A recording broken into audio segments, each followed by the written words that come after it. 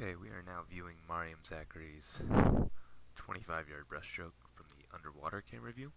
If you have not already viewed the above water, please go and do so now, because I will be making references from the above water video in this portion of the dartfish analysis. This is Coach Connor commentating, and we will be viewing this video at 1/4 of the original speed for video analysis purposes. Let's begin. Okay. Alright, Mariam, as we talked about in the first video, you have a good push-off, but as opposed to the last one, the last one you pushed off with your feet right around here, okay? Now we have our feet pushing off the top of the wall.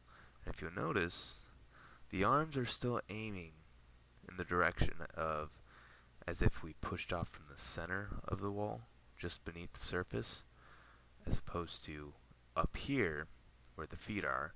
So now with that, we go from having our arms straight out to the arms now being at a downward angle, therefore leading our body in a downward angle.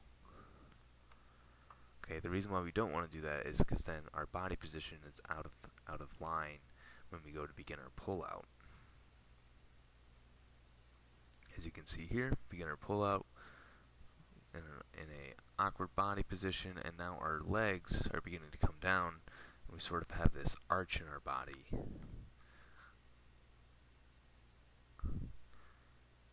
And now we're arching up as we're trying to level out the body position, and the head lifts up.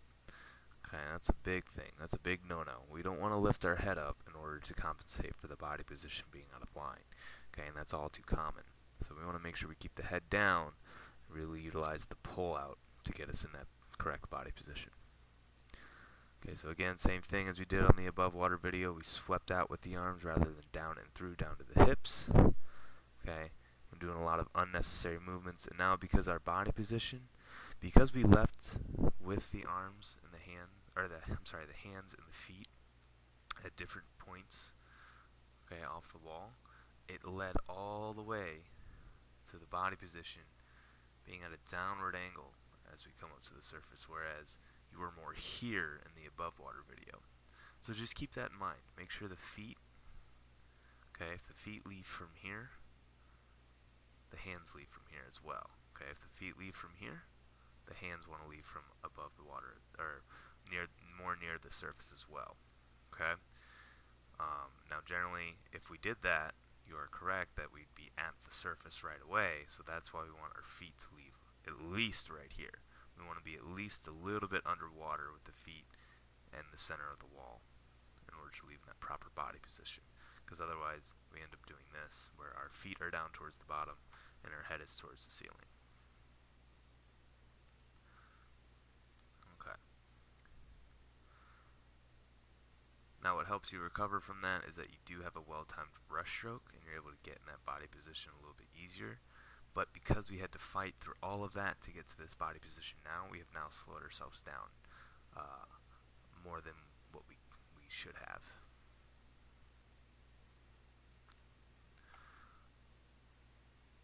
Okay, again, I'll point out, I just love how you finish the breaststroke. Pull with the kick, get in that good body position, feet come back together before you begin your next pull. So not too much to nitpick any further than what we had in the above water video, but we will take a look at what your hands are doing as we pull through.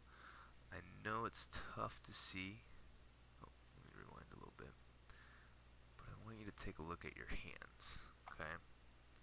If you need to zoom in a little bit, do so. Okay, your fingertips are very, very widespread. Okay, if you were to hold your hand out in front of you and spread your fingers as far as you can, that's what you're doing in the breaststroke pull right now. And we want our hands to be more so, I want you to kind of put your hands out in front of you, have your hands relaxed with the fingers just a little bit together, and you should be able to see through them just a tiny bit. There should be a little crack between them, but your hands are still relaxed. Now if you squeeze your hands really, really tight together, the fingers squeezing together, okay, we don't want that either.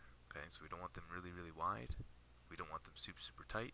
We just want them nice and relaxed to where we can see just a little tiny crack through each finger.